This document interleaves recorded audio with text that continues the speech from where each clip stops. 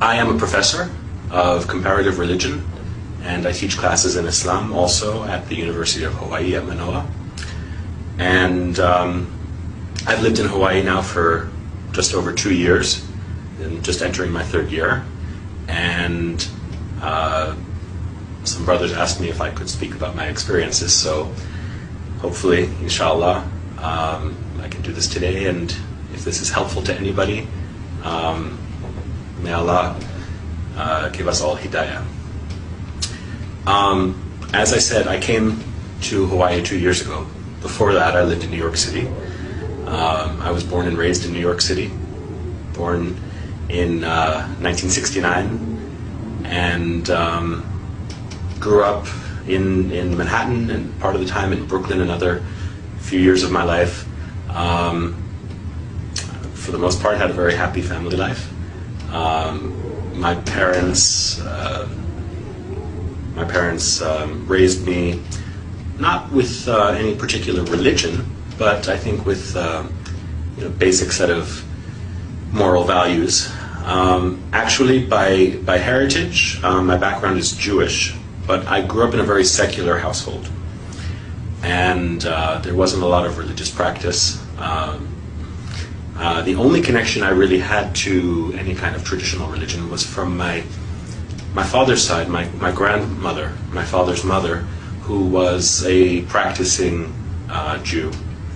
And it's from her that I learned a few things, Bible stories, stories of the prophets. And for a brief period, my parents actually attempted to send me to a Hebrew school to learn more, but I was not very comfortable there, and actually got kicked out for asking too many questions. So this is probably my character, and it has brought me, I should say, to where I am today. As a professor and as a Muslim, I continue to ask a lot of questions. So I grew up in this way, without any real religious foundation, and this continued through my life into my late teens, and I was actually at the age of 13. I had 2 experiences that are worth mentioning. One, I read the Communist Manifesto of Karl Marx and decided that I was a communist at age 13. I thought the values were sound, and I thought the philosophy was potentially beneficial to people. Also at that time, I suppose this might be one of the earliest exposures to Islam that I can remember. My best friend at that time was from Pakistan. I went to an international school, so I had friends from all over the world. I had a Pakistani friend who gave me a copy of the Qur'an and thought that it would be, he wanted me to read it. He said, "I don't want you to go to hell." And of course, at that time in my life, thoughts of hell or heaven were not really in my consciousness. And I think I took the book and put it on my shelf, and there it stayed for many years without being opened. A couple of years later, I think I became quite disillusioned as I learned more about the way that communism was actually practiced in many countries in the world. And so I gave up that philosophy as well. And it really wasn't until I entered university that I began to ask the questions that would lead me directly onto this path. I think as a child I was always thoughtful and always wondered about the meaning of life, and those basic questions of why we're here and where we're going, why we suffer. All of those things were always present in my mind, even as a child. But as I got older, and when I went to university, I focused a lot more on my studies until I had a particular experience. You remember the grandmother that I mentioned before? when I was in university, I was living in Washington, D.C., and I got a phone call from my cousin who was going to school in Maryland. And it was a surprise visit from my grandparents and my aunt and another cousin, and they took me out for dinner. And I spent the evening basically just talking to my grandmother. I told her about my plans to start studying Chinese, which I was doing at the time. I told her about my plans to move back to New York, to transfer to Columbia University. And it was almost as if I saw her and she was giving me her blessing on all of these various decisions that I was making in my life as a young adult. At the end of the evening, I was walking her to her car, and in the parking lot of this restaurant, she turned her ankle and she tripped. And I asked her, "Grandma, are you okay?" And she said, "Don't worry about me. Just worry about yourself." Okay, I thought. And then I continued to walk with her to the car. I opened the door. She got in. I kissed her goodnight. And I said, "Well, I guess the next time I'll see you will be for Thanksgiving when I come back to New York." And she said to me, "God willing." And okay, I didn't think much of it at the time. I closed the door and off they drove. My cousin took me back to my dormitory, and I went to bed. And early the next morning, I got a phone call, and it was my cousin. And I asked him why he was calling so early. And he said, there was no other way to say it. He said, "Grandma died." I said, "Really?" I thought he was joking, maybe. I said, "What are you talking about?" And he explained that she had a heart attack in her sleep. And of course, her final words to me, were echoing in my ears. I said, "I'll see you soon." And she said, "God willing." And I said, "Are you okay?" And she said, "Take care of yourself." So to this day, it was an unexpected visit, and of course an unexpected departure for her. And to this day, I can only wonder, about the meaning of that encounter with my grandmother, who, of course, as I said, was my only link to traditional religion. I went back to New York for the funeral, and it was a traditional Jewish funeral. And the rabbi who was giving the eulogy spoke about my grandmother and said, "Sarah was a rare treasure," he said. "She was like a jewel, and now God has taken this treasure back to him." I said, "Okay." That's what rabbis would say. When the rabbi came to my grandfather's house to pay his respects, I wanted to ask him some questions. I wanted to ask him questions about certain practices that are practiced in a Jewish home at the time of someone's death. And he told me, "Don't worry about those things." He said, "That's just tradition." I said, "Okay. Then how about this? In your sermon, you said that my grandmother, I don't know how well you knew her, but you said that she was taken by God. So where is she? And for that matter, where will I go? Where will you go? Where do any of us go? And why are we here?" And all of those questions that well up in the human heart. And the rabbi, I remember very clearly, he looked at his watch and he said, "I have to go." And I don't think that he realized how angry that made me. And I also don't think that he realized at that time that he set me on a course that would lead me to where I am today. Because I became very interested in those questions. And at first I thought I would try to answer those questions, paying respect to my grandmother's memory. I would try to find a Jewish community where I could answer those questions. But the communities that I found, and again, I was just 18 or 19 years old at the time, the communities that I found were not satisfactory to me.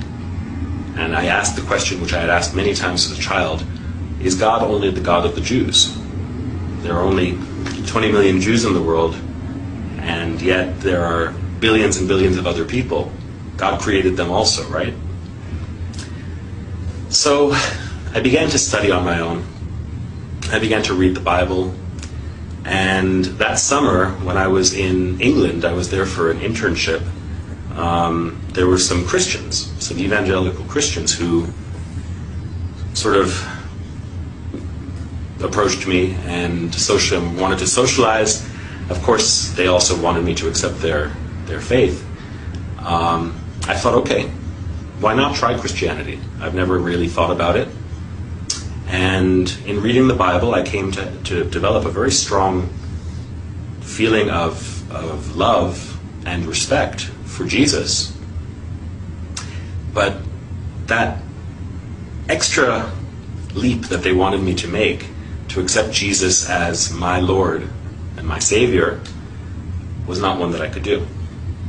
Jesus for me was more like a big brother. Jesus for me was more like a teacher. Jesus for me was a Jew. And I couldn't accept the claims that they were making about him. But as I said, I did develop a very strong feeling of affection towards him. I thought, okay, I'm not going to find any answers to my questions. On my own, I studied other things. I studied Eastern philosophies, Buddhism. I read the Upanishads. I studied Western philosophies, particularly Greek and Roman Stoic philosophy. But nothing really was answering the profound questions that I had. Then one day, I was back in New York, just before I began my semester at my new school. And I was at Times Square, and this was back in the early 1990s. So Times Square was very different than it is today. It was much more seedy, kind of raw place. There were drug addicts and prostitutes, and there were all sorts of religious preachers. And I remember speaking to one guy. I always love to talk to people about religion, often as a skeptic. And there was one guy who was a Jew for Jesus. And he was telling me what he believed, and I had heard it before. To me, it was basically Christianity. And he asked me if I would pray with him. And I said, I'm sorry, I don't believe what you believe. He said, do you believe in God? And I said, I think I do. And he said, then pray with me. We'll just pray to God. He put his hand on my shoulder, closed his eyes, and started speaking to the Father. And with his eyes closed, I started to look around at where I was. And I saw at the other corner these men with long black beards, white robes, jalabia, white turbans. They were African or African American, but they looked like they had walked right off the pages of the Bible. They looked like Noah or Abraham or something like that. So I thought, well, I know you shouldn't judge a book by its cover, but why not? Why not talk to them? And I went over after the Jew for Jesus finished praying. I went over to them and I asked them what they were preaching. And they told me I probably wouldn't be interested in it. I said, why not? And they said, well, because you're the devil. I said, really? I'm the devil. And they said, well, all white men are devils. And I said, if I'm the devil, let me just ask you this one question. If I am the devil, why am I so thirsty to know God? And they explained to me that even the devil believes in God. And I asked them, I said, where did you get this knowledge? I actually knew, I had written a paper in college about Malcolm X and the Nation of Islam. And so I understood that they were probably some derivative of that black nationalist movement. But I asked them what their source was for this claim of my satanic nature. And they gave me some verses from the Bible, Book of Daniel, I think. And I said, no. If I want the Bible, I can go down the street to the Jew for Jesus or to some other Christian. What about your book? Don't you read the Qur'an? And they said, yes. And so they gave me some verse to read from Surat Al-Kahf. And I took it home. I took home the paper that I wrote it on, and immediately I went up to my bookshelf where I had the Qur'an that was given to me about 6 years earlier by my friend Mansour. And I started reading. I looked for the passage that they had directed me to. And of course I read it, and there was no indication there that I was the devil or that any other white person was the devil. But since I started reading, I went to the beginning of the book, and I just began to read. And I read, and I read, and I read until I fell asleep with the book in my hands. And the next day, I read, and I read, and I read when I had some free time. And any time I had free time, between classes, when I was commuting to school on the New York City subway, I was just reading the Qur'an. And it moved me in a way that other books hadn't. Certainly in a way that the Bible didn't. The Qur'an's directness and the fact that the Lord of the worlds, right, the Creator, as the book describes the author, is speaking directly to you at times. Very direct way, very intimately. It moved me in a way that I had not felt before. And I can't tell you where or when exactly. I know that there were times that I would read it, and sometimes I could feel tears in my eyes and running down my face. Sometimes I would read it and the hair on my arm would stand up on the back of my neck. And I can't pinpoint precisely the time or the place, but at some point I think that I had realized that I was reading the words of God. Well, around New Year's of that year, this is, I guess, about 1990, January of 1990, I was out with some friends from high school. We were having coffee, and we were just talking about what was going on in our lives. They asked me, what do you believe these days? Because they knew me when I was a communist, and they knew me when I went through many different phases as a young person. And they knew me as someone who didn't really believe in anything. So they asked me, and I said, well, I believe in God. And they said, really? What God? I said, there's only one God. And they said, where did you get this from? And I said, well, for me, it was from reading the Qur'an. And they said, so you've been reading the Qur'an, so you must believe that this is the message of God and Muhammad is the messenger of God. And I said, yeah, I guess so. So they said, okay, let me get this right. You believe that there's only one God and that Muhammad is his messenger. I said, yeah, when you put it that way, I do. And they said, you're a Muslim. And I laughed. I said, I'm a Muslim? You're a Muslim. You're from Pakistan. I'm just a guy who believes in God. They said, no, you're a Muslim. If you believe that there is no God but the one God and that Muhammad is his messenger, you are a Muslim. And I was in shock. For the next few days, had to think about what that meant. And I contacted my friend Mansour, the one who had given me the Qur'an when I was 13 years old. He was at University of Pennsylvania, and he was working in the Muslim Students Association there, I think. I thought I'd heard that. And so I asked him if he could send me some literature that might, give an introduction to Islam, and also, the life and the requirements, I guess, of a Muslim. And he sent me a book or two, and one book in particular, Islam in Focus. I can't remember the author's name right now, but this book provided a very good introduction, not only to basic beliefs, but also to the 5 pillars of Islam. And I learned how to make salat. I learned how to pronounce the Shahada. I learned how to make my wudu. All of these things from that book. And I started praying. I guess you could say I was a closet Muslim, because I was living in my parents' home at that time, and I would close the door and I would say my prayers. And even the first time that I ever fasted in the month of Ramadan, I did it completely on my own. I had no community. I just found out what time the sun would rise and what time the sun would set, and ate at the times that were permitted.